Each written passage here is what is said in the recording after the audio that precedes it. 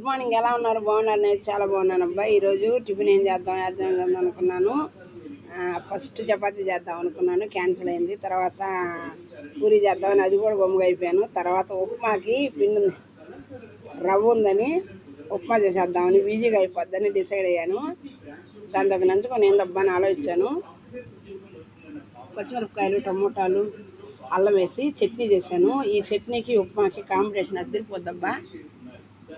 నచ్చని వాళ్ళు కూడా తినేస్తారు. ఉప్మా అంటే చాలామందికి బేసిక్గా చాలామందికి ఇష్టం ఉండదు. నచ్చని ఒకే ఒక టిఫిన్ ఉప్మా. కానీ ఇలా చేసుకొని తినండి, వేడిగా తినేసేయండి, తినేస్తారు, బాగుంటుంది. ఓకేనా ఫ్రెండ్స్? మీకు నచ్చని టిఫిన్ ఏది, నచ్చిన టిఫిన్ ఏది నాకు కామెంట్స్లో పెట్టండి ఫ్రెండ్స్. ఓకేనా?